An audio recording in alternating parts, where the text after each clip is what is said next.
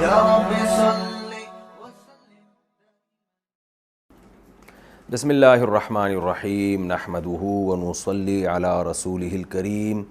سورہ نور کا پہلا رکوع اور 18ویں پارے کا 7واں رکوع، اس کی تفسیر چل رہی تھی اور ہم اس آیت تک پہنچے تھے، آیت نمبر 6، والذین یرمون ازواجہم ولم یکن لہم شہداء الا انفسہم، یہ آیت چل رہی تھی۔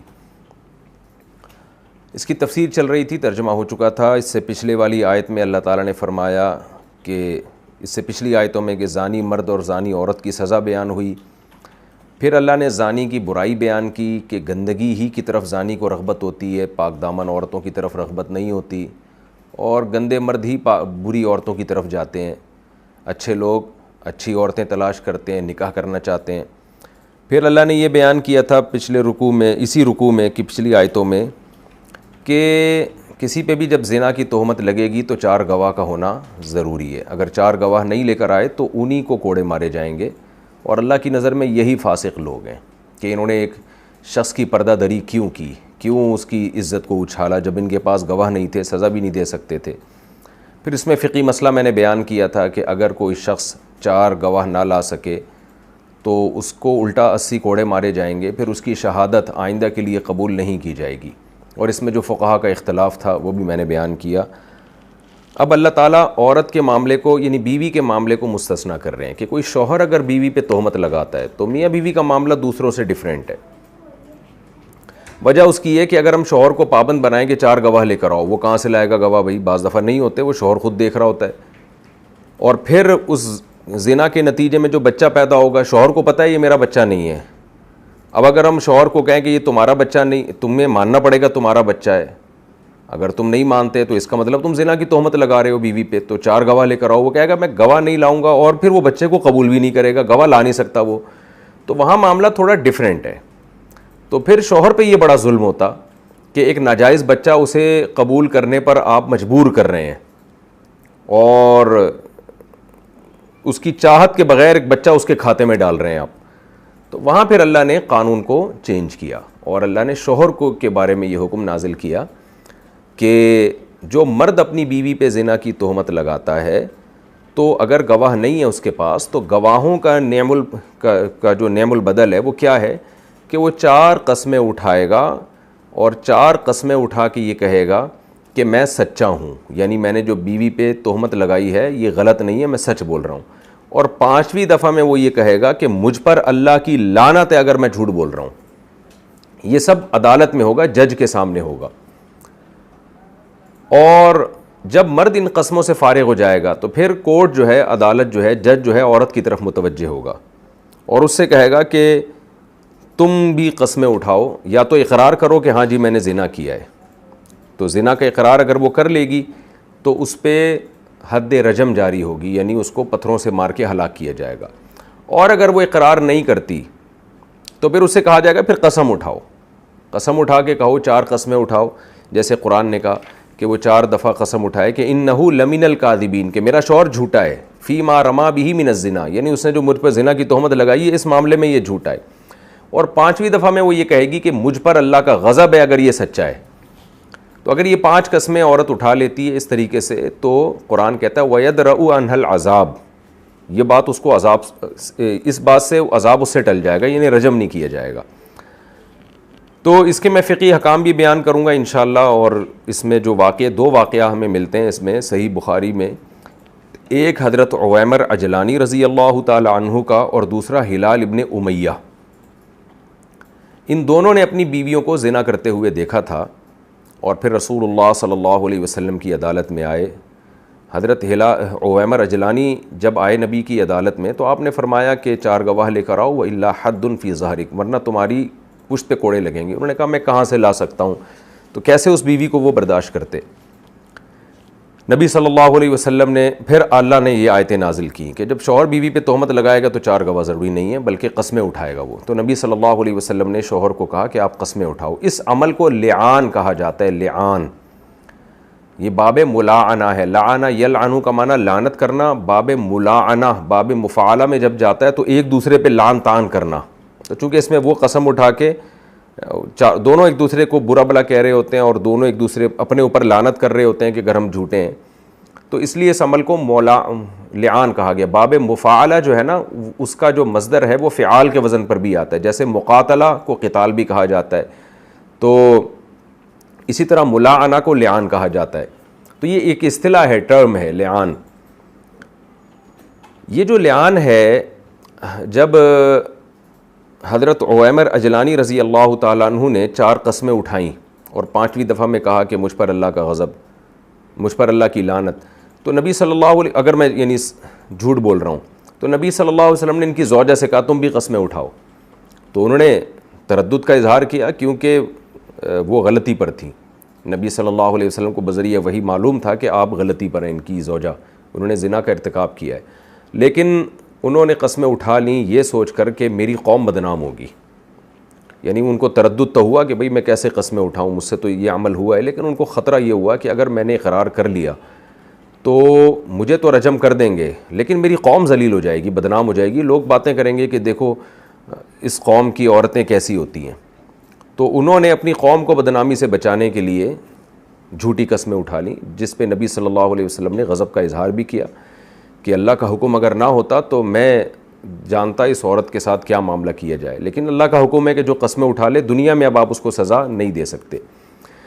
لیکن یاد رکھیں آج اس کی اجازت نہیں ہے جج کو یا کسی بھی شخص کو کہ وہ کہے کہ یہ جھوٹی ہے, کیونکہ ہمیں تو وہی اب نازل نہیں ہو رہی. اب آپ اگر کوئی عورت قسم اٹھا لیتی ہے کہ میں نے زنا نہیں کیا, میرا شوہر جھوٹ بول رہا ہے, تو ہم اس کو یہی سمجھیں گے کہ زنا نہیں کیا اس نے. لیکن بچے کا کیا ہوگا ایسی صورت میں؟ تو بچے کا وہی ہوگا جو نبی صلی اللہ علیہ وسلم نے کیا. بچے کی نفی باپ سے کر دی جائے گی, یعنی جو ولد زنا کے نتیجے میں جو بچہ پیدا ہوگا, تو چونکہ باپ نے انکار کر دیا ہے تو اس بچے کو پھر اس باپ کی طرف نسبت نہیں کی جائے گی. لیکن چونکہ عورت کا زانیہ ہونا بھی ثابت نہیں ہے, قسمیں تو اس نے بھی اٹھا لی ہیں, گواہ تو نہیں ہے نا ہمارے پاس, تو اس بچے کو ماں کی طرف منسوب کیا جائے گا, لیکن اس کو ولد الزنا بچہ نہیں کہا جائے گا, حلال ہی کہا جائے گا, کیونکہ ہمارے پاس زنا کا کوئی ثبوت نہیں ہے سوائے میاں بیوی کے بیان کے. تو اب اس بیان میں تو ہمیں نہیں پتہ کون صحیح ہے کون غلط ہے, تو وہی ہم کریں گے جو نبی نے کیا, بچے کی نسبت عورت کی طرف کر دی اور باپ سے اس کی نفی کر دی, لیکن پھر بھی وہ ولد الزنا نہیں ہے, حلال بچہ ہی کہلائے گا. تو یہ ایک عجیب سی مثال بنتی ہے, یعنی ایک اسلامی قانون میں کہ بچہ بغیر باپ کے بھی ہے اور حلالی بھی ہے. جیسے حضرت عیسیٰ علیہ السلام کے باپ نہیں تھے, کیوں؟ اللہ نے صرف ماں سے پیدا کیا ان کو, لیکن ہے ظاہر ہے حضرت عیسیٰ کا تو نسب بہت ہی اعلیٰ نسب ہے. تو اسی سے ملتی جلتی ایک مثال ہے کہ یہ بچہ جو ہے بغیر باپ کے ہوگا, لیکن یہ ہوگا حلالی, کیونکہ ہمارے پاس زنا کا ثبوت نہیں ہے. اور باپ کی طرف نسبت کیوں نہیں کریں گے کہ وہ تو قسمیں اٹھا چکا ہے, تو ایک چیز کو وہ مانتا نہیں, ہم اس کے کھاتے میں کیسے ڈالیں. اب یہاں میں ایک اور مسئلہ آپ کے سامنے واضح کروں گا کہ میں نے ایک دفعہ بیان کیا تھا کہ میاں بیوی اگر ایک دوسرے سے دور بھی رہتے ہیں 2 سال 3 سال 4 سال, ایک امریکہ میں اور ایک پاکستان میں, اور ان کے درمیان بچہ پیدا ہو جاتا ہے, تو وہ ثابت النسب ہی کہلائے گا, اس بچے کو آپ ولد الزنا نہیں کہہ سکتے. اس بیان پہ بہت سارے اسکالرز نے میرا مذاق اڑایا اور میمز بنی اس پہ. تو ہمارے ہاں علم نہیں ہے آج لوگوں کے پاس, نہ پراپر قرآن کا علم ہے, نہ حدیث کا, نہ فقہ کا, نہ فقی دلائل کا علم. تو آپ کو مذاق اڑانے والے بہت لوگ ملیں گے. بعض اسکالرز جو بڑے مشہور ہیں انہوں نے بڑا مذاق اڑایا کہ دیکھو کیسی باتیں کر رہے ہیں, حالانکہ وہ بات آپ کو اب سمجھ میں آئے گی. قرآن یہ کہتا ہے کہ یہ شوہر کو حق ہے کہ وہ اپنی بیوی کو زانیہ کہے اور یہ کہے کہ یہ میرا بچہ نہیں ہے, کسی اور کو یہ رائٹ نہیں ہے. کیونکہ آپ اگر یہ کہہ رہے ہیں کسی عورت کو کہ یہ بچہ اس کے شوہر کا نہیں ہے, چاہے وہ امریکہ میں رہتا ہو, شوہر بیوی پاکستان میں رہتی ہو, میڈیکلی واقعی پاسبل نہیں ہے ان کے درمیان اولاد ہونا, کیونکہ فزیکل ریلیشن نہیں ہے, تو کیسے ہو جائے گا. لیکن اسلام نے ایک قانون بنا دیا ہے قرآن کی اس آیت میں جو لعان کی آیتیں ہیں, اور حدیث سے بھی, بخاری کی حدیث سے بھی ہمیں پتہ چلتا ہے. نبی صلی اللہ علیہ وسلم کی صحیح حدیث ہے الولد للفراش وللعاہر الحجر, کہ بچہ جس کی بیوی کے ہاں ہوگا اسی کا کہلائے گا, جس کا بچہ ہے حقیقت میں میڈیکلی یعنی جو زانی ہے اس کا نہیں کہلائے گا اسلام میں بچہ. بچہ جس عورت کے, اگر شادی شدہ عورت کے یعنی بچہ پیدا ہو رہا ہے تو اس عورت کے شوہر ہی کا کہلائے گا. یہ بخاری کی حدیث ہے. تو اس حدیث میں نبی نے منع کر دیا ہے کہ اگر وہ بالفرض زنا سے بھی پیدا ہوا ہے تو پھر بھی ہم زانی کا نہیں مانیں گے اس کو, ہم نے یہی کہنا ہے کہ یہ اس کے شوہر کا ہے. کیا مطلب؟ حدیث کا مطلب یہ ہے جو اس قرآن کی آیت سے پتہ چلتا ہے کہ جب آپ کسی پہ زنا کی تہمت لگائیں گے تو 4 گواہ چاہیے اس کے لیے. اب ہم دیکھ رہے ہیں کہ شوہر پاکستان میں اور بیوی امریکہ میں, یا بیوی شوہر امریکہ میں بیوی پاکستان میں, ہم نے نہیں دیکھا ان کے درمیان 3-4 سال سے کوئی ملاقات ہوئی ہو, ہمیں نہیں علم. اب جب بچہ پیدا ہو رہا ہے, اگر ہم کہہ رہے ہیں کہ بھئی یہ اس عورت کا نہیں ہے کیونکہ شوہر تو گیا ہی نہیں وہاں پہ, اس کا مطلب آپ عورت کو زانیہ کہہ رہے ہیں. جب آپ زانیہ کہہ رہے ہیں تو اسلام کہتا ہے کہ پھر آپ 4 گواہ لے کر آئیں, نہیں لے کر آتے تو آپ کے کوڑے لگیں گے. تو یہ کام شوہر کا ہے, وہ کہہ دے. یعنی بہت سے لوگوں نے میرا مذاق اڑایا کہ جی یہ کیسی بات کر رہے ہیں کہ یہ تو ہے ہی نہیں, ہم کیسے اس شوہر کے کھاتے میں ایک ناجائز بچے کو ڈال دیں. تو خوب سمجھ لیں, میں نے یہ نہیں کہا کہ کوئی بھی اس پہ تہمت نہیں لگا سکتا, ہم کہتے ہیں کوئی اجنبی آدمی تہمت نہیں لگا سکتا, شوہر لگا سکتا ہے. شوہر کہہ دے نا کہ یہ میرا بچہ نہیں ہے, وہ کیوں چپ بیٹھا ہوا ہے, وہ کہہ دے. تو شوہر اگر کہتا ہے کہ میں چونکہ پاکستان میں ہوں, میری بیوی امریکہ میں ہے, 2-3 سال سے ہمارے درمیان کوئی ملاپ نہیں ہوا, شوہر کو یہ رائٹ ہے کہ وہ یہ کہے کہ میرا بچہ نہیں ہے بلکہ یہ ولد الزنا ہے. تو یہ رائٹ اللہ نے شوہر کو دیا ہے. یہ سورہ نور کی آیتوں سے پتہ چلتا ہے. چونکہ فقہائے کرام بہت زیادہ قرآن کی ڈیپتھ میں جا کے, حدیثوں کی ڈیپتھ میں جا کے غور کرتے ہیں, لہذا انہوں نے جو فقہ مرتب کیا ہے وہ اس گہرائی میں جا کے مرتب کیا ہے. تو ان آیتوں سے اور ان احادیث سے حضرات فقہا نے یہ استدلال کیا ہے کہ بھئی یہ شوہر کو رائٹ ہے کہ اگر گواہ نہیں ہے تو شوہر اپنی بیوی کو زانیہ کہہ سکتا ہے, کیونکہ وہ پھر 5 قسمیں اٹھائے گا اور قسمیں اٹھا کے نفی کرے گا. تو ورنہ ہم یہ کہیں گے کہ بھئی ہمیں نہیں پتہ, ہو سکتا ہے ان کا کہیں ملاپ ہوا ہو, یہ جھوٹ بول رہے ہو کہ ہمارا ملاپ نہیں ہوا. تو ہم بچے کو نسب ثابت کرنے کے لیے یہ مانیں گے کہ ان کا ملاپ ہوا ہے آپس میں, اور یہ چھپا رہے ہیں. اور اب سوال پیدا ہوتا ہے کہ پھر آپ تحقیق کریں, تو اسلام نے تحقیق سے منع کر دیا ہے آپ کو کہ آپ تحقیق نہ کریں کہ جی وہ کوئی پاسپورٹ تو ہے نہیں, ویزا تو ہے نہیں. تو یہ تحقیق آپ کا کام نہیں ہے, کیونکہ اسلام اس بچے کو بھی تو ویلیو دے رہا ہے نا, اس بچے کا بھی تو نسب کی حفاظت کر رہا ہے. کیونکہ بچے کو ولد الزنا کہنے میں بچے کا نقصان ہے, اور بچے کی نسبت اس باپ کی طرف کرنے میں بچے کا فائدہ ہے. تو اسلام جب قانون سازی کرتا ہے وہ تمام پہلوؤں پہ غور کر کے کرتا ہے, اور جو مذاق اڑانے والے لوگ ہوتے ہیں وہ ایک پہلو کو دیکھ رہے ہوتے ہیں. تو یہاں بھی یہی ہے کہ بھئی جس کا نہیں ہے, شوہر کو پتہ ہے میری بیوی نے زنا کیا ہے, یہ میرا بچہ نہیں ہے, میں تو ملاپ ہی نہیں ہوا, تو شوہر کہہ دے میرا نہیں ہے یہ. اب جب شوہر کہے گا کہ یہ بچہ میرا نہیں ہے, اٹ مینس کہ وہ بیوی کو بدکار کہہ رہا ہے. تو اسلام کہتا ہے یہ بدکاری کی تہمت بھی آسان کام نہیں ہے. بدکاری کی تہمت میں یہی ہے کہ پھر آپ کورٹ میں جائیں اور کہیں کہ یہ بچہ میرا نہیں ہے, میری بیوی نے زنا کیا ہے. پھر عورت کو کورٹ بلائے گی اور کہے گی کہ بھئی تم پہ زنا کی تہمت لگی ہے. تو عورت یہ مطالبہ کر سکتی ہے, میرے شوہر کے پاس گواہ نہیں ہے, وہ یہ جھوٹ بول رہا ہے, تو 4 گواہ لے کر آئے, نہیں تو اس کے کوڑے مارے جائیں. تو پھر عدالت کہے گی بھئی یا تو 4 گواہ لے کر آؤ یا پھر 5 قسمیں اٹھاؤ. اگر 4 گواہ لے آتا ہے تو پھر تو زنا ثابت ہو گیا, پھر تو عورت کو کوڑے یعنی رجم کیا جائے گا, اور بچے کی بھی نفی کر دی جائے گی, ولد الزنا بچہ کہلائے گا. لیکن اگر مرد 4 گواہ نہیں لے کر آتا تو کورٹ یہ کہے گی پھر لعان کرو, پھر آپ 4 قسمیں اٹھاؤ, اور 4 قسمیں اٹھا کے اور پھر 5ویں دفعہ میں یہ کہو کہ مجھ پر اللہ کی لعنت اگر میں جھوٹ بول رہا ہوں. پھر اسلام کیا کہتا ہے کہ قرآن کہہ رہا ہے آپ کے سامنے یہ آیتیں, وَيَدْرَأُ عَنْهَا الْعَذَابِ, عورت سے عذاب کو دور کرے گی یہ چیز, أَن تَشْهَدَ 4 شہادات باللہ, کہ عورت بھی 4 قسمیں اٹھائے اور کہے کہ میرا شوہر جھوٹ بول رہا ہے, اور 5ویں دفعہ میں یہ کہے کہ مجھ پر اللہ کا غضب ہے اگر یہ سچ بول رہا ہے. تو اس طرح سے بچے کی نفی ہوگی. ایسے نہیں ہوگی کہ کوئی بھی اٹھ کے کہہ دے کہ جی وہ چونکہ ملے نہیں ہیں اتنے عرصے سے لہذا یہ بچہ مشکوک ہے یا یہ بچہ ولد الزنا ہے. تو بچے کی نفی کرنا اسلام میں آسان کام نہیں ہے, بچے کے نسب کی حفاظت کے لیے اور شکوک اور شبہات کے دروازے بند کرنے کے لیے. تو اس لیے میں بار بار کہتا ہوں کہ شرعی مسائل کا علم جو باقاعدہ پراپر علماء ہوتے ہیں نا, ان سے سیکھنا چاہیے.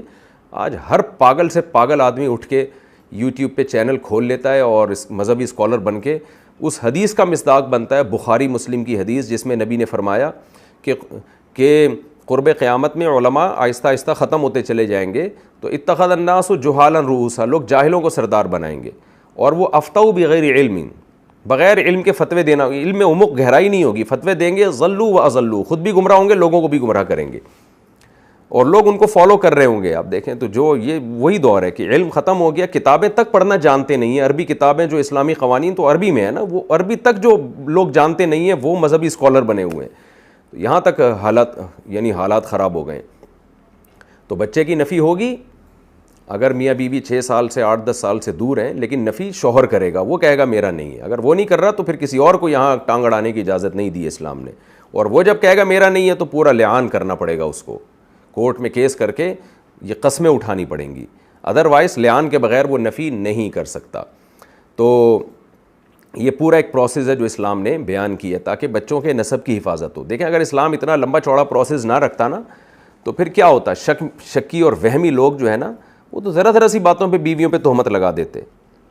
بعض دفعہ ایسا ہوتا ہے میاں بیوی گورے چٹے ہوتے ہیں، بچہ بلیک کلر کا پیدا ہو جاتا ہے، کالا ہوتا ہے، تو شک والا آدمی شک کرے گا پتہ نہیں یار یہ کس کا بچہ ہے۔ حدیث میں اس طرح آتا ہے کہ ایک صحابی آئے، انہوں نے کہا کہ میرے بچے کے بال تو ایسے گھنگریالے ہیں، تو میرے تو نہیں ہیں نہ گھر والی کے ہیں، تو آپ نے فرمایا کہ بتاؤ تمہارے یہاں اونٹ اس طرح کے چتکبرے پیدا ہو جاتے ہیں نا، حالانکہ نہ نر ایسا ہوتا ہے نہ مادی، تو وہ کیسے ہو جاتے ہیں؟ انہوں نے کہا کوئی نسلوں میں اوپر کوئی ایسا اونٹ گزرا ہوتا ہے تو اس کا اثر آ جاتا ہے۔ آپ نے فرمایا ہو سکتا ہے تمہاری نسل میں اوپر کوئی، تمہارے باپ دادے پردادے یا عورت کے خاندان میں اوپر نسل میں کوئی اس طرح کا اس خد و خال کا کوئی شخص گزرا ہو تو یہ اس پہ چلا گیا ہو۔ تو اسلام نے اس طرح وہم اور شک کے دروازے بند کیے، ورنہ شکی لوگ تو اپنی بیویوں کا بیڑا غرق کر دیتے، اور آج بھی ایسا ہوتا ہے، ہمارے پاس کیس آتے رہتے ہیں صبح شام اس ٹائپ کے، وہمی لوگ ہوتے ہیں، وہ ذرا سی باتوں پہ شک کرتے ہیں۔ تو بچے کو باپ سے محروم کرنا یا بیوی کو زنا کی تہمت لگانا یہ آسان کام اسلام میں نہیں ہے، تو اس لیے اسلام نے اتنے سخت قوانین اس کے لیے متعین کیے ہیں۔ اب میں اس لعان جو ہے اس کے کچھ شرعی احکام بیان کروں گا آپ کے سامنے۔ دیکھیں لعان جو ہے نا، لعان یہ اصل میں حد قذف ہے شوہر کے حق میں، یعنی شوہر کے پاس گواہ نہیں ہے تو 80 کوڑے لگنے تھے، تو 80 کوڑوں کے بجائے اللہ نے کہا ہے 80 کوڑوں سے بچنا ہے، تو اس کا آلٹرنیٹ ہے 5 قسمیں، تو اس لیے یہ بھی ایک قسم کی حد ہے، لہذا اس کے وہی احکام ہیں، وہی شرائط ہیں جو حد کی ہوتی ہیں، یعنی حد سے بچا رہا ہے شوہر کو تو حد کے قائم مقام ہے۔ اس طرح عورت کو چونکہ زنا میں رجم کیا جاتا، شادی شدہ عورت ہے تو وہ 5 قسمیں اٹھا لے گی تو رجم کا آلٹرنیٹ ہے، تو وہ بھی حد ہی کے قائم مقام ہے۔ لہذا جن لوگوں پہ رجم کی حد جاری ہوتی ہے ان کے حق میں لعان ہوتا ہے، جن پہ رجم کی حد جاری نہیں ہوتی ان میں لعان نہیں ہوتا، تو غلام پہ حد جاری نہیں ہوتی ہے یہ والی، تو لہذا غلام میں لعان نہیں ہے، یعنی اگر کوئی باندی کسی کی بیوی ہے وہ اس پہ زنا کی تہمت لگا دے تو پھر باندی کو چونکہ رجم ہی نہیں کیا جاتا تو اس میں پھر لعان بھی نہیں ہے۔ تو غیر مسلم میں لعان نہیں ہو سکتا کیونکہ غیر مسلم پہ حد جاری نہیں ہوتی، لہذا اس میں لعان نہیں ہوگا۔ تو یہ کچھ فقہی احکام میں نے بیان کیے۔ اب ہمارے پاس نبی صلی اللہ علیہ وسلم کے دور کے 2 واقعات ملتے ہیں لعان کے۔ اچھا میں ایک اور پہلے مسئلہ بیان کر دوں، لوگوں کی دلچسپی اس میں ہو سکتی ہے کہ اگر شوہر قسمیں نہیں اٹھاتا عدالت میں جا کے، اور نہ تو یہ کہتا ہے کہ میں جھوٹا ہوں اور نہ قسمیں اٹھاتا ہے، پھر کیا ہوگا؟ یعنی ایک آدمی نے کیس کیا کہ میں نے اپنی بیوی کو زنا کرتے ہوئے دیکھا ہے، عدالت کہتی ہے 5 قسمیں اٹھاؤ، وہ قسمیں بھی نہیں اٹھاتا اور منہ سے اقرار بھی نہیں کرتا کہ میں جھوٹا ہوں، یا تو کہنا میں جھوٹ بول رہا ہوں، اگر وہ یہ اقرار کر لیتا ہے کہ میں نے جھوٹ کہا ہے تو پھر تو 80 کوڑے لگیں گے کہ تم نے جھوٹ کیوں بولا، لیکن وہ اقرار بھی نہیں کرتا کہ میں جھوٹ بول رہا ہوں اور اللہ کے خوف کی وجہ سے قسمیں بھی نہیں اٹھا رہا، پھر کیا ہوگا؟ تو پھر اس کو حبس کیا جائے گا، جیل میں بند کر دیا جائے گا کہ بھائی ایک طرف ہو جاؤ، یا تو اقرار کرو کہ میں نے جھوٹ بولا ہے تو پھر کوڑے کھانے کے لیے آ جاؤ میدان میں، اور اگر اقرار نہیں کرتے تو 5 قسمیں اٹھاؤ کہ میں سچ بول رہا ہوں۔ دونوں کام نہیں کرتے تو اس وقت تک اس کو پھر یعنی صرف قسمیں نہ کھانے پہ اس کو سزا نہیں ملے گی، کیونکہ بعض دفعہ انسان سچا ہوتا ہے لیکن قسم کھانے سے ڈر رہا ہوتا ہے۔ تو آپ دیکھیں فقہا کتنی باریکی میں جا کے مسائل بیان کرتے ہیں کہ بعض دفعہ سچا ہوتا ہے وہ، لیکن وہ کہتا ہے بھائی میں قسم نہیں اٹھا سکتا کہ مجھ پر اللہ کی لعنت اگر میں جھوٹ بول رہا ہوں، کیونکہ 0.001% اس کو شک پیدا ہو جاتا ہے، تو وہ اتنی بڑی بات نہیں کر سکتا کہ بھائی مجھ پر اللہ کی لعنت اگر میں جھوٹا ہوں۔ تو بعض دفعہ لوگوں میں تقوی کا اتنا غلبہ ہوتا ہے وہ یہ الفاظ ان کی زبان سے نکلتے نہیں ہیں، تو اس لیے حضرات فقہا نے بیان کیا اگر وہ قسم نہیں اٹھاتا تو صرف قسم نہ اٹھانے پہ کوڑے نہیں لگیں گے اس کو، بلکہ وہ اس کو کورٹ مجبور کرے گی بھائی یا تو قسم اٹھاؤ یا بولو کہ میں جھوٹ بول رہا ہوں۔ جب تک یہ کام نہیں کرتے اس کو حبس کیا جائے گا، بند کیا جائے گا، کہیں تمام قسم کی ایکٹیویٹیز سے اس کو روک دیا جائے گا کہ دونوں میں سے ایک کام کرو۔ اسی طرح جب شوہر نے لعان کر لیا اور قسمیں اٹھا لیں تو پھر عورت کا حکم ہے، عدالت عورت کی طرف متوجہ ہوگی کہ بھائی تم یا تو قسمیں اٹھاؤ 5 جو اللہ نے قرآن میں بیان کی ہیں، 5ویں دفعہ میں یہ کہو کہ میرا شوہر اگر سچا ہے تو مجھ پر اللہ کا غضب، یا یہ کہو کہ اقرار کرو کہ واقعی میں زانیہ ہوں، اگر وہ اقرار کرے گی تو رجم کیا جائے گا، اس کو کوڑوں سے یعنی پتھروں سے مار کے ہلاک کیا جائے گا، اور اگر وہ اقرار نہیں کرتی تو پھر اس کو رجم نہیں کیا جائے گا بلکہ قسم اٹھانے پر مجبور کیا جائے گا۔ قسم بھی نہیں اٹھاتی، اقرار بھی نہیں کرتی تو اس کو بھی حبس کر دیا جائے گا، محبوس کر دیا جائے گا، بند کر دیا جائے گا جیل میں، اس کو وہاں جیل میں جو زندہ رہنے کے لیے جو سہولتیں ہیں وہ دی جائیں گی، اور اگر وہ اسی حال میں رہتی ہے تو پوری زندگی جیل میں ہی رہے گی، وہ اس کو چلنے پھرنے سے روک دیا جائے گا، کیونکہ جیل ایک قسم کی اس پہ دباؤ ہے کہ بھئی یا تو ادھر ہو جاؤ یا ادھر، نہیں ہوتی تو پھر اس میں پڑی رہو، تو وہ حبس رہے گی ساری زندگی۔ کیونکہ بعض دفعہ یہ ہوتا ہے کہ عورت نے زنا نہیں کیا ہوتا لیکن وہ قسم بھی نہیں اٹھانا چاہتی، یا وہ جبری زنا، یعنی ہمارے پاس دلیل تو نہیں ہے کہ جبر ہوا ہے، تو وہ کسی لحاظ سے اپنے آپ کو مجبور سمجھ رہی ہے، کچھ بھی ہو، یعنی جب تک وہ قسم نہیں اٹھائے گی تو اس کو رجم، اس کو نہ چھوڑا جائے گا، اور اگر وہ اقرار کر لے کہ میں جھوٹی ہوں تو رجم، اگر بیچ کی حالت میں لٹکی ہوئی ہے تو کچھ بھی نہیں ہوگا اس کے ساتھ، یعنی صرف قسم کا انکار کرنے سے سزا جاری نہیں ہوگی جب تک واضح لفظوں میں نہیں کہہ دیتی کہ میں جھوٹی ہوں۔ تو یہ احتیاط سے کام لیا ہے فقہا نے کہ بھئی ہم کسی کی خاموشی کو اس موقع پہ یہ اقرار نہیں سمجھیں گے، خلاصہ یہ میں اور آسان کر کے سمجھاتا ہوں۔ آپ نے کسی پہ کیس کیا کہ اس نے مجھ سے 1 لاکھ روپے لیے ہیں، کورٹ کہے گی ہاں بھائی لیے ہیں، وہ اگر اقرار کر لے کہ ہاں لیے ہیں تو دو بھائی، اگر انکار کر دے کہ نہیں لیے تو بری کر دیں گے، اور اگر نہ اقرار کرتا ہے نہ انکار کرتا ہے تو اس کا مطلب لیے ہیں اس نے، تو اس کو پھر جو ہے وہ پیسے اس سے لیے جائیں گے۔ لیکن رجم کی سزا چونکہ بہت سخت ہے تو اس لیے وہاں حضرات فقہا نے اس باریکی میں جا کے یہ بات بیان کی ہے کہ یہاں عورت کا یہ کہہ دینا، خاموشی اختیار کرنا، اس محض اس خاموشی کی بیس پہ اس کو ہم سزا نہیں دیں گے، بلکہ وہ منہ سے بولے کہ میں جھوٹی ہوں۔ اگر خاموشی اختیار کرتی ہے، قسم بھی نہیں اٹھاتی اور منہ سے بولتی بھی نہیں ہے کہ میں جھوٹی ہوں، تو یہ خاموشی یہ نہیں سمجھا جائے گا کہ واقعی اس نے زنا کیا ہے، بلکہ اس کو بند کر دیا جائے گا جیل میں، اور اس کو زندہ رہنے کی سہولتیں دی جائیں گی۔ اور یہ جیل میں بند ہونا گویا کہ اس پہ دباؤ ڈال رہے ہیں کہ بھئی یا تو اقرار کرو، اگر اقرار کر لیتی ہو زنا کیا تو رجم کریں گے، ورنہ قسمیں اٹھاؤ کہ مجھ پر اللہ کا غضب ہو اگر میرا شوہر نے جو ہے وہ سچ کہہ رہا ہے۔ تو جب تک یہ نہیں کرے گی محبوس رہے گی وہ۔ ایک مسئلہ تو یہ ہو گیا۔ دوسرا مسئلہ کیا ہے؟ دوسرا مسئلہ یہ ہے کہ اگر شوہر نے لعان کر لیا تو اب کیا یہ شوہر اسی بیوی کے ساتھ دوبارہ رہ سکتا ہے یا نہیں رہ سکتا؟ یعنی شوہر نے کہا 4 قسمیں اٹھا کے بھئی یہ میری بیوی زانیہ ہے، عورت نے بھی 4 قسمیں اٹھا لیں اور 5ویں بھی اٹھا لی، کہا کہ نہیں میں زانیہ نہیں ہوں، میرا شوہر جھوٹ بول رہا ہے، اب کیا ہوگا بھئی؟ ٹھیک ہے، اگر زنا کے نتیجے میں بچہ پیدا ہو گیا، بچے کی تو نفی ہو جائے گی، یہ شوہر کا بچہ نہیں کہلائے گا، لیکن کیا اب یہ دونوں ساتھ رہ سکتے ہیں کہ شوہر کہتے چلو بیگم تم نے بھی مان لیا، میں نے تو الزام لگا دیا تمہارے اوپر، قسم اٹھا لی اور تم نے بھی قسم اٹھا لی، اب اللہ ہی قیامت میں فیصلہ کرے گا، چلو آؤ گھر چلتے ہیں؟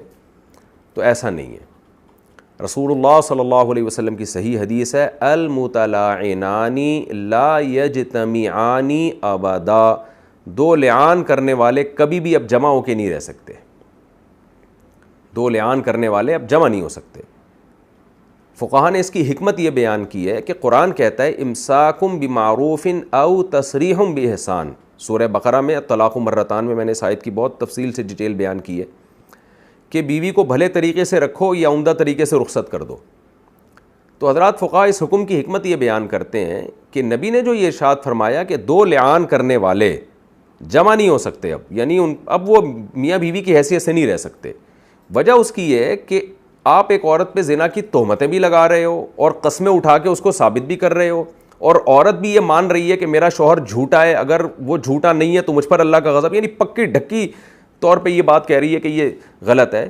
تو اس کا مطلب یہ ہوا کہ اب یہ حدود اللہ پہ قائم نہیں ہے، اب ان کے درمیان میاں بیوی کا رشتہ برقرار رکھنا فضول ہے، کیسے یہ آپس میں محبت سے زندگی گزاریں گے؟ یعنی ایک عورت کو آپ زانیہ بھی کہہ رہے ہو، پھر رکھ بھی رہے ہو، اور صرف کہہ نہیں رہے بلکہ ثابت بھی کر رہے ہو، کورٹ میں کیس کر کے ثابت کرنے کی کوشش کر رہے ہو، اور عورت کہہ رہی ہے میرا میاں جھوٹا بھی ہے اور پھر اس کے ساتھ رہ بھی رہی ہے۔ تو یہ بھی اسلام کا مزاج سمجھنے کی ضرورت ہے کہ یہ جو ہمارے ہاں ہر صورت میں میاں بیوی کو ایک دوسرے پہ تھوپا جاتا ہے نا، یہ اسلام کا مزاج نہیں ہے۔ اگر دونوں حدود اللہ پہ قائم نہیں رہ سکتے تو اسلام کا مزاج یہ ہے کہ ان کے درمیان علیحدگی کی جائے۔ آج دیکھ لینا ایک دوسرے کو مار رہے ہیں تھپڑوں سے, ٹارچر کر رہے ہیں, عورت ڈپریشن میں جا کے پاگل ہو گئی, یا مرد بد اخلاق بیوی کی وجہ سے پاگل ہو گیا, خودکشی کر لی. لیکن یہ طلاق نہیں ہونی چاہیے, کیونکہ طلاق سے اللہ کا عرش ہل جاتا ہے. تو ان چیزوں سے کہ اللہ کا عرش نہیں ہلتا؟ تو طلاق بری چیز ہے, اسلام میں قابل تعریف نہیں ہے. نبی صلی اللہ علیہ وسلم نے فرمایا کہ حلال چیزوں میں اللہ کو سب سے زیادہ ناپسند طلاق ہے, لیکن پھر بھی حلال اس لیے رکھا ہے کہ بعض دفعہ حدود اللہ پہ قائم رہنا ممکن نہیں ہوتا, تو نکاح کا مقصد ہی حاصل نہیں ہوتا. تو اس لیے ہماری سوسائٹی میں طلاق کو جتنا برا سمجھا گیا ہے تو اتنی بری نہیں ہے. مجبوری میں ضرورت کے وقت طلاق ہی کا راستہ اختیار کرنا چاہیے. حتی الامکان تو یہ کہ کمپرومائز کا راستہ اختیار کیا جائے, لیکن بعض کنڈیشن ایسی ہوتی ہیں جو انتہائی خطرناک ہوتی ہیں. اس میں پھر ہندوؤں کی طرح یا عیسائیوں کی طرح یہ کہنا کہ نہیں جی میاں بیوی میں ہمیشہ جوڑ ہی پیدا کرنا ہے, بالکل غلط ہے. تو جب خاندان میں جرگے ہوتے ہیں تو بڑوں کو چاہیے جب میاں بیوی کے کیس آتے ہیں کوشش کریں حتی الامکان ان میں سلو ہو. لیکن اگر خاندان کے بڑے یہ سمجھتے ہیں یا علماء یہ سمجھتے ہیں, کوئی کیس ان کے پاس آیا کہ بھئی ان کے درمیان اختلافات بہت سنگین نوعیت کے ہیں اور یہ ایک دوسرے کو مار دیں گے یا ذہنی ٹارچر کر کے ہلاک کر دیں گے, تو پھر ان کے درمیان طلاق دلوانے ہی کی کوشش کرنی چاہیے. تو یہ بھی ہمیں اس حدیث سے سبق ملتا ہے. ایک انتہائی اہم بات جو مسئلہ ہے وہ ایک اور میں بیان کرتا ہوں آپ کے سامنے. وہ مسئلہ یہ ہے کہ ہمارے ہاں جو اہل حدیث علماء ہیں وہ یہ کہتے ہیں کہ اگر میاں بیوی کے درمیان لعان ہو جائے تو یہ جو حدیث ہے نا المتلاعنان لا یجتمعان ابدا, اس حدیث کو بیس بنا کے حدیث کا ترجمہ میں نے کیا کہ دو لعان کرنے والے آپس میں کبھی بھی جمع نہیں ہو سکتے. تو ہمارے ہاں جو اہل حدیث مکتبہ فکر سے تعلق رکھنے والے علماء ہیں ان کی رائے یہ ہے کہ اگر میاں بیوی کے درمیان لعان ہو جائے تو اس حدیث کی روشنی میں لعان کرتے ہی ان کے درمیان نکاح ختم ہو جائے گا. الگ سے طلاق دینے کی یا جج کو نکاح فسخ کرنے کی ضرورت نہیں ہے, بس یہ کام کیا اور نکاح ختم, کیونکہ حدیث میں آتا ہے کہ دو لعان کرنے والے اب جمع نہیں ہو سکتے. ایک بات تو یہ. دوسرا اہل حدیث علماء کی رائے یہ ہے, اور ماضی میں بعض فقہا کی بھی یہی رائے رہی ہے, وہ یہ ہے کہ اگر میاں بیوی میں سے کوئی اپنے لعان سے رجوع کر لے تو بھی وہ جمع نہیں ہو سکتے. مثال کے طور پر شوہر نے لعان کیا تھا, شوہر نے یہ کہا تھا کہ 5 قسمیں اٹھا لی تھیں, 1 سال بعد اس کو خیال آیا کہ یار میں نے جھوٹ بولا تھا, یا اس کو خیال آیا کہ جھوٹ تو نہیں بولا تھا لیکن میں اپنے آپ کو جھوٹا کہہ لیتا ہوں تاکہ بیوی مجھے مل جائے, کیونکہ حدیث میں تو آتا ہے نا میاں بیوی ساتھ نہیں رہ سکتے وہ. تو بیوی کے حصول کے لیے اس نے کیا کیا, اقرار کر لیا کورٹ میں جا کے کہ میں نے جھوٹ بولا تھا, اور اب کیا ہوگا کہ عدالت اس پہ سزا جاری کرے گی, 80 کوڑے لگائے گی. تو فقہائے حنفیہ یہ کہتے ہیں کہ اب وہ ایک ساتھ رہ سکتے ہیں, یعنی اب ان کا رجوع ہو سکتا ہے اور وہ دونوں اکٹھے رہ سکتے ہیں. جبکہ اہل حدیث حضرات کہتے ہیں کہ جو لعان کرنے والے لوگ ہیں, چونکہ حدیث میں آتا ہے کبھی بھی جمع نہیں ہو سکتے, تو اب یہ بھی کبھی بھی جمع نہیں ہو سکتے. تو میں جو اس میں احناف کا موقف ہے اور دلیل کے لحاظ سے یہ بہت زیادہ قوی موقف ہے, تو میں اس کو بھی بیان کروں گا, اور یہ بہت اہم مسئلہ ہے کیونکہ اس کے ضمن میں ایک اور اہم مسئلہ حل ہوتا ہے. دیکھیں جو ہمارے اہل حدیث علماء کی جو رائے ہے, اور میں نے بتایا یہ اس میں متفرد نہیں ہے, بعض قدیم فقہا کی, امام شافعی کی بھی یہی رائے ہے جس کو اہل حدیث فالو کر رہے ہیں. تو وہ یہ ہے, پہلے 2 مسئلے میں نے بیان کیے. پہلی بات تو یہ کہ جب بھی میاں بیوی لعان کریں گے تو اہل حدیث کہتے ہیں اس حدیث کی بیس پہ کہ لعان کرتے ہی نکاح ختم, المتلاعنان لا یجتمعان ابدا, اس حدیث کی روشنی میں. تو پہلے ہم دلائل کی دنیا میں اس کا تجزیہ کرتے ہیں. دیکھیں حدیث کا یہ مطلب نہیں ہے کہ ان کے درمیان لعان کرتے ہی نکاح ختم. حدیث کا مطلب یہ ہے کہ یہ دونوں رہ نہیں سکتے. کیا مطلب؟ اب ان کے درمیان طلاق دلوائی جائے گی, یا تو شوہر طلاق دے یا قاضی جو ہے وہ نکاح کو فسخ کرے, کیونکہ ایسی صورت میں جہاں شوہر بے انتہا ظالم ہوتا ہے وہاں جج کو یہ حق ہوتا ہے کہ وہ نکاح ختم کر دے. جیسے کہ عدالتی خلا میں وہ کیسز جن میں ہم سمجھتے ہیں کہ مرد پہ ظلم ثابت ہو جائے, سنگین نوعیت کا ظالم ہونا ثابت ہو جائے, تو عدالت نکاح کو فسخ کرا سکتی ہے, یعنی یک طرفہ خلا بھی صحیح ہوگا جو اصل میں فسخ نکاح ہے. تو یہاں بھی مرد کا ظالم ہونا ثابت ہو گیا ہے, یعنی عورت تو نہیں مان رہی نا کہ میں زانی ہوں, تو ہم عورت کی بات کو اگر لیں گے تو اس کا مطلب مرد ظالم ہے. گو کہ اللہ حقیقت تو اللہ ہی جانتا ہے, لیکن ہم تو ظاہر کے مکلف ہیں نا. تو ہم کہتے ہیں بھائی عورت کے حق میں تو تم ظالم ہو, ٹھیک ہے تم ہو سکتا ہے عند اللہ صحیح ہو, تو اب تم امساک بالمعروف پہ قادر نہیں ہو، اب تم بھلے طریقے سے بیوی کو رکھ نہیں سکتے، کیونکہ جس بیوی کو تم نے عدالت کے کٹہرے میں لا کے 5 قسمیں اٹھا کے زانی کہا ہے، تو کس منہ سے اس کو دوبارہ گھر لے کے جا رہے ہو؟ تو اب یہ امساک بالمعروف نہیں ہے، لہذا تم اس کو طلاق دو گے۔ اگر تم طلاق نہیں دیتے تو عدالت اس نکاح کو خود ختم کرائے گی۔ تو فقہائے حنفیہ یہ کہتے ہیں کہ جب تک شوہر طلاق نہیں دیتا یا عدالت اس نکاح کو خود سے ختم نہیں کرتی، اس وقت تک نکاح آٹومیٹیکلی ختم نہیں ہوگا ان کے درمیان۔ ہاں، ان کو دور رہنے کا کہا جائے گا کہ بھئی کورٹ اس نکاح کو ختم کرنے والی ہے یا تم اس نکاح کو خود ختم کرو۔ تو ہم حدیثوں میں غور کرتے ہیں تو احناف کے اس موقف کی بہت زبردست تائید ہوتی ہے، امام حنیفہ کے اس موقف کی۔ وہ کیا ہے؟ ہمارے پاس لعان کے 2 واقعات ہیں، ایک عویمر اجلانی رضی اللہ تعالی عنہ کا اور ایک ہلال ابن امیہ۔ عویمر اجلانی رضی، یہ دونوں واقعے صحیح بخاری میں۔ عویمر اجلانی رضی اللہ تعالیٰ عنہ کے واقعے میں یہ ہے کہ جب انہوں نے لعان کیا تو ان کی بیوی نے بھی قسمیں اٹھا لیں، تو نبی صلی اللہ علیہ وسلم بھی موجود اور صحابہ بھی موجود۔ حضرت عویمر اجلانی نے کیا کیا؟ فرمایا کہ کذبت علیہا ان امسکتھا یا رسول اللہ، یا رسول اللہ اگر میں اب بھی اس کو اپنے نکاح میں باقی رکھتا ہوں نا تو اس کا مطلب میں جھوٹا تھا۔ پھر یعنی یہ کیسی بات ہے، میں اس کو زانیہ بھی کہہ رہا ہوں اور گھر بھی لے جاؤں، تو اس کا مطلب لوگ یہی کہیں گے کہ تم جھوٹ بول رہے تھے، ورنہ جو بیوی کو زانیہ سمجھتا ہے وہ رکھتا کہاں ہے اپنے نکاح میں؟ تو اس لیے یا رسول اللہ اگر میں نے اس کو اب اپنے نکاح میں باقی رکھا تو اس کا مطلب میں جھوٹ بول رہا ہوں۔ آگے الفاظ ہیں فَطَلَّقَهَا ثَلَاثًا قَبْلَ أَن يَأْمُرَهُ رسول اللہ صلی اللہ علیہ وسلم، نبی کے ابھی حکم دینے سے پہلے ہی انہوں نے یہ کہا اور 3 طلاقیں دے دی بیوی کو۔ تو ہمیں یہاں یہ نہیں ہے کہ نبی نے نکاح ختم کیا، بلکہ یہاں الفاظ یہ ہیں کہ عویمر اجلانی نے خود 3 طلاقیں دے دی۔ دوسرا جو واقعہ حضرت ہلال ابن امیہ کا، اس میں یہ نہیں ہے کہ ہلال ابن امیہ نے طلاق دی، وہاں آتا ہے فرقہا رسول اللہ صلی اللہ علیہ وسلم، نبی نے کیا کیا کہ ان کی بیوی کو ان کے شوہر سے، ان کی بیوی اور ان کے شوہر کے درمیان تفریق کرا دی۔ تو یہی ہے کہ بھئی جہاں شوہر، اب ان دونوں حدیثوں کو آپ سامنے رکھو تو بات بالکل واضح ہے کہ جہاں عویمر اجلانی نے خود طلاق دی وہاں یہ نہیں ہے کہ نبی نے تفریق کرائی، اور جہاں صحابی نے طلاق نہیں دی وہاں یہ کہ نبی نے تفریق کرائی۔ تو نبی کی تفریق ضروری ہے، نبی ایز اے جج تفریق کر رہے تھے، آج نبی نہیں ہے تو عدالت یعنی کورٹ تفریق کرائے گی۔ تو عدالت یا جج یا کوئی بھی علماء کا پینل جس کو ایز اے جج تسلیم کر لیا گیا ہو، میاں بیوی نے ایز اے جج جس کو تسلیم کیا ہو، جو جب اسلامی ریاست نہیں ہوتی تو علماء کا پینل ہی جج کے قائم مقام ہوتا ہے ایسے مسائل میں، تو جب تک وہ تفریق نہیں کرے گا اس وقت تک نکاح ختم نہیں ہوگا۔ تو یہ ایک دوسرے پہ حرام تو رہیں گے لیکن نکاح ختم نہیں ہوگا، کہیں اور نکاح کے لیے جج نکاح کو ختم کرے گا۔ لیکن وہاں چونکہ حضرت بلال نے خود، حضرت عویمر اجلانی نے خود 3 طلاقیں دے دیں، تو اس لیے نبی صلی اللہ علیہ وسلم نے خود سے تفریق نہیں کی ان کے درمیان۔ تو یہ بھی ایک اہم مسئلہ آپ سمجھ لیں کہ لعان کرتے ہی خود بخود نکاح ختم نہیں ہوگا، البتہ ان کو نکاح کے ختم کرنے پر شوہر کو مجبور کیا جائے گا کہ طلاق دو، اگر وہ نہیں دیتا تو کورٹ نکاح کو ختم کرے گی۔ تو حدیثوں سے ہمیں یہی پتہ چلتا ہے۔ یہاں ہمارے اہل حدیث نے بہت، میں نے اس مسئلے کی ڈیٹیل، جو الطلاق مرتان ہے نا سورہ بقرہ کی آیتیں جہاں 3 طلاق کا مسئلہ ہے، کیونکہ یہ خود ایک 3 طلاق کے واقع ہونے کی بہت بہترین دلیل ہے کہ وہ صحابی رسول نے تو 3 طلاق دی تھی اور نبی نے اس کو 3 ہی سمجھا ہے، کیونکہ انہوں نے عرض کیا تھا یا رسول اللہ اگر میں ان کو نکاح میں باقی رکھوں تو اس کا مطلب میں جھوٹا ہوں، تو 3 طلاقیں اس لیے دی تاکہ نکاح ختم ہو جائے نا۔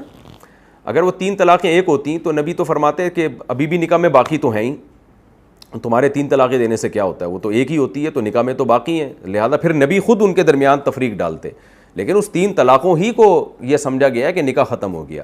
اب چونکہ یہ حدیث اہل حدیث کے مسلک کے بالکل اگینسٹ جاتی ہے تو انہوں نے پھر یہ لعان کے مسئلے میں بڑی کھینچا تانی کی ہے، بہت عجیب قسم کی تعویلات کی ہیں، حالانکہ حدیثیں واضح ہیں۔ 2 حدیثیں، ایک میں آتا ہے کہ صحابی نے طلاق دے دی تو وہاں یہ نہیں ہے کہ نبی نے نکاح ختم کیا، اور دوسری میں آتا ہے کہ صحابی نے طلاق نہیں دی تو وہاں یہ آتا ہے کہ نبی نے ان کے درمیان تفریق کرائی ہے۔ تو اس میں بہت کھینچا تانی ہوئی ہے۔ تو میں نے اس مسئلے کو بہت ڈیٹیل سے ریفرنسز کے ساتھ، حوالوں کے ساتھ، سورہ بقرہ کی جو آیات ہیں نا، الطلاق مرتان، طلاقیں 2 مرتبہ ہیں، فامساک بمعروف او تسریح باحسان، وہاں اس مسئلے کو میں نے حوالوں کے ساتھ، ریفرنسز کے ساتھ اور زیادہ ڈیٹیل سے بیان کیا۔ جن کو تفصیل چاہیے تو ان آیتوں کی طرف وہ جا سکتے ہیں، وہ والے لیکچر میرے سن سکتے ہیں۔ ایک مسئلہ تو یہ حل ہوا۔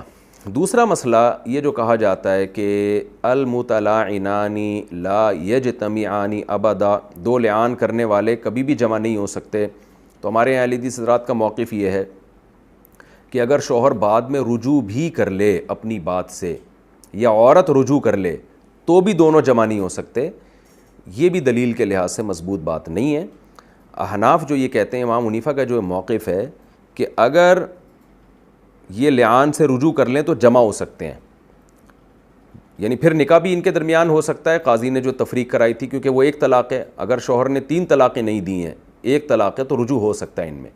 ایک طلاق بائن دی ہو یا جج نے نکاح ختم کیا ہو تو رجوع ہو سکتا ہے.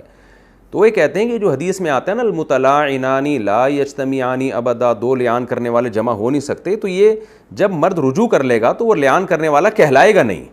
یہ عورت رجوع کر لے گی تو وہ لعان کرنے والی کہلائے گی نہیں. وہ الگ بات ہے, عورت رجوع کرے گی تو اس کو رجم کیا جائے گا اگر اسلامی حکومت ہے. اسلامی حکومت نہیں ہے, کوئی جج رجم ہی نہیں کر رہا کسی بیس پہ, تو بھی لعان تو نہیں رہا نا, لعان سے اس نے رجوع کر لیا ہے, تو اب وہ دونوں جمع ہو سکتے ہیں. تو وہ حدیث امام حنیفہ کے اگینسٹ نہیں جا رہی ہے, اس لیے کہ حدیث میں تو 2 لعان کرنے والے جمع نہیں ہو سکتے. تو جب انہوں نے رجوع کر لیا تو لعان کرنے والے رہے نہیں نا, یہ تہمت لگانے والا رہا نہیں ہے, اس نے اپنی تہمت سے رجوع کر لیا ہے. وہ الگ بات ہے کہ اس کو پھر کوڑے ضرور لگیں گے, 80 کوڑے, تو لیکن لعان کرنے والا رہا نہیں ہے. یہ بھی ایک دوسرا مسئلہ ہے کہ اگر دونوں میں سے کوئی بھی رجوع کر لیتا ہے تو پھر یہ دونوں آپس میں نکاح کر کے دوبارہ زندگی گزار سکتے ہیں, اور جو بچے کی نفی کی تھی شوہر سے وہ نسبت اب شوہر کی طرف دوبارہ ہو جائے گی. تو یہ 2 اختلافی مسئلے تھے اس میں جو میں نے آپ کے سامنے پیش کیے. اب آج کے دور میں ایک بہت بڑا مسئلہ کھڑا ہو گیا ہے, وہ یہ ہے کہ جب آپ کسی عورت پہ زنا کی تہمت لگاتے ہیں تو کوئی عدالت ہی نہیں ہے اس کیس کو سننے کے لیے کہ لعان کریں آپ, کورٹ ہی نہیں ہے. شاید سعودی عرب میں ایسا ہوتا ہو کہ وہاں شوہر جائے اور لعان کرتا ہو, لیکن پاکستان میں بھی نہیں ہے. لعان کے صرف ڈاکومنٹ میں لکھے ہوئے ہیں, لعان کے ضیاء الحق کے دور میں بنا تھا قانون, لیکن عملی طور پر وہ پریکٹیکلی وہ نافذ نہیں ہے. اب کیا ہوگا, اب اگر کوئی شخص کہ ہاں ولد الزنا بچہ پیدا ہو جاتا ہے اور وہ یہ کہتا ہے کہ یہ میرا بچہ نہیں ہے, میری بیوی, یعنی یہ میری بیوی نے زنا کیا ہے, تو میں نے آپ کو یہ مسئلہ ڈیٹیل سے بیان کیا کہ بچے کی نفی لعان کے بغیر نہیں ہو سکتی, قرآن کی ان آیتوں سے پتہ چلتا ہے. تو اب جہاں لعان نہیں ہو سکتا تو خوب سمجھ لیں بچے کی نفی بھی نہیں ہو سکتی. لہذا جس کنٹری میں لعان کا حکم ہی نہیں ہے, وہاں لعان آپ کے لیے پاسبل ہی نہیں ہے, تو وہاں سوچ سمجھ کے شادی کرنی چاہیے. آپ پاک دامن عورت سے شادی کریں جس میں زنا کا امکان ہی نہ ہو, کیونکہ اگر آپ نے اپنی بیوی کو زنا کرتے ہوئے دیکھ لیا یا آپ بیوی سے 10 سال سے دور ہیں اور بچہ پیدا ہو گیا, تو بھی اب آپ نفی نہیں کر سکتے اس کی, کیونکہ آپ اس کو زانیہ کہیں گے اور زانی کا زنا کا بچے کو کہیں گے میرا بچہ نہیں ہے, تو اس کا مطلب بیوی کو زانیہ مان رہے ہو, اور یہ شریعت مانتی نہیں ہے جب تک لعان نہ کرو, اور لعان کے لیے کوئی کورٹ سننے کے لیے تیار ہی نہیں ہے. تو اس لیے اب مسئلہ یہی ہے کہ جب بھی میاں بیوی کے درمیان بچہ پیدا ہوگا, بشرطے کہ نکاح کے 6 مہینے کے بعد پیدا ہو, تو پھر وہ شوہر ہی کا بچہ کہلائے گا. تو اب تو یہ راستہ ہی بند ہو گیا جب تک کہ اسلامی حکومت قائم نہیں ہوتی اور لعان کے حکم کو زندہ نہیں کرتی. لہذا اب علماء یہی فتویٰ دیتے ہیں کہ کسی بھی شوہر کے جب نکاح کے بعد 6 مہینے بعد بچہ پیدا ہوا ہے, کیونکہ حمل کی کم سے کم مدت 6 مہینے ہے, میڈیکلی بھی یہ بات ثابت ہے کہ بچہ 6 مہینے میں بھی پیدا ہو سکتا ہے, اگرچہ بہت کم واقعات ہیں لیکن ممکن ہے. تو 6 مہینے سے پہلے نہیں ہو سکتا, تو وہ یقیناً ولد الزنا ہوگا. تو 6 مہینے کے بعد جب بچہ پیدا ہو گیا تو چونکہ یہ پھر اب شوہر کے پاس یہ آپشن نہیں ہے کہ اس بچے کی نفی کرے, کیونکہ لعان ہو نہیں سکتا. تو لہذا اس زمانے میں پاک دامن عورت سے نکاح کی ویلیو اور زیادہ بڑھ گئی ہے, کیونکہ اگر آپ نے اپنی بیوی کو زنا کرتے ہوئے دیکھا بھی, بچہ بھی پیدا ہو گیا, تو بھی آپ اس کو نفی نہیں کر سکتے اس کی. ایک مسئلہ تو یہ ہو گیا. دوسرا مسئلہ یہ ہو گیا کہ اگر ڈی این اے سے پتہ چل جائے کہ یہ بچہ میرا نہیں ہے, پھر کیا ہوگا؟ یہ بھی بہت زیادہ سوال پوچھے جاتے ہیں کہ ایک شخص نے اپنے بچے کا ڈی این اے کروایا, اس سے پتہ چلا کہ یہ اس کا بچہ نہیں ہے, تو کیا وہ ولد الزنا کہلائے گا بچہ, اور کیا شوہر اس کی نفی کر سکتا ہے؟ تو اس کا بھی جواب واضح ہے کہ نہیں کر سکتا, کیونکہ اسلام نے آپ کے پاس لعان ہی کا آپشن رکھا ہے بچے کی نفی کے لیے, حقیقت پر حکم کا مدار نہیں رکھا ہے. اب یہاں بہت سے لوگ سوال کہتے ہیں کہ وہ کیسے, بھئی وہ ایک آدمی کو ڈی این اے سے پتہ چل گیا کہ میرا بچہ نہیں ہے, پھر بھی آپ اس کے کھاتے میں کیسے ڈال رہے ہو؟ تو دیکھیں اسلام کے جو احکام ہیں نا وہ توقیفی ہے. میں بار بار یہ بات کہتا ہوں, اللہ تعالیٰ جب قانون سازی کرتے ہیں یہ قرآن میں احکام وہ تمام پہلوؤں کو سامنے رکھ کے کرتے ہیں. اس بات کا بھی امکان تو ہے نا کہ ٹھیک ہے ڈی این اے کی مشین غلطی نہیں کرتی, لیکن رپورٹ پیش کرنے والا شخص تو غلطی کر سکتا ہے نا. اگر اس کی اجازت دے دی جائے کہ ڈی این اے سے ثابت ہو گیا کہ بچہ آپ کا نہیں ہے, تو آپ اس کو ولد الزنا کہیں, بچے کا بڑا نقصان ہے. اسلام حتی الامکان کوشش کرتا ہے کہ بچے کو باپ ملے, کیونکہ بغیر باپ کا بچہ وہ سوسائٹی میں اس کے لیے بڑے مسائل ہوں گے آگے چل کے. اس کی تربیت کون کرے گا, اس کو وراثت نہیں ملے گی, اور پھر ساری زندگی لوگ اس کو ٹیڑھی آنکھوں سے دیکھیں گے. تو اس لیے کچھ قانون دیکھنے میں بڑے غلط ہوتے ہیں لیکن وہ انسانیت کی فلاح و بہبود کے لیے ہوتے ہیں. تو اسلام نے بچے کے نسب کو ثابت کرنے میں جو چیز بھی نسب کو ثابت کر رہی ہوگی نا اس کو ویلیو دی ہے. تو لہذا یہ ڈی این اے کی رپورٹ کی بیس پہ اس کو ولد الزنا نہیں کہا جا سکتا, کیونکہ ٹھیک ہے مشین غلطی نہیں کر سکتی لیکن اس بات کا 0.0001% بہرحال چانس ہے کہ اگر اس کی اجازت دے دی جائے تو بہت سے لوگ جن کو بچہ نہیں چاہیے بیوی پہ تہمت لگانے کے لیے ڈاکٹر کو پیسے کھلا کے بھی غلط رپورٹ بنوا سکتے ہیں. ٹھیک ہے آپ کہہ سکتے ہیں کہ نہیں جی ایسا نہیں ہوتا لیکن ہو سکتا ہے. تو اب اس یا مشین میں بھی 100% ضروری نہیں ہے کہ وہ صحیح رپورٹ پیش کرے. 0.0001% چانس ہو سکتا ہے غلطی کا, نہیں بھی ہو سکتا. تو ایک اسلام کا لگا بندہ اصول ہے جو میں نے آپ کے سامنے قرآن و سنت سے بیان کر دیا. اسلام کہہ رہا ہے زنا کی تہمت یا بچے کی نفی لعان کے بغیر نہیں ہوگی, یا تو 4 گواہ ہوں یا لعان ہو, اس کے بغیر نہیں ہو سکتی. تو یہ ایک لگا بندہ اصول ہے اور یہ اجماعی مسائل ہیں. آج کا کوئی اسکالر اٹھ کے اگر اس کی مخالفت کرتا ہے تو اس کی بات سنی نہیں جائے گی. وہ اگر کہتے ہیں نا ڈی این اے کی بیس پہ ہم فیصلہ کریں گے کہ زانی ہے یا نہیں ہے تو اس کی بات نہیں سنی جائے گی, کیونکہ اسلام نسب کی حفاظت کر رہا ہے.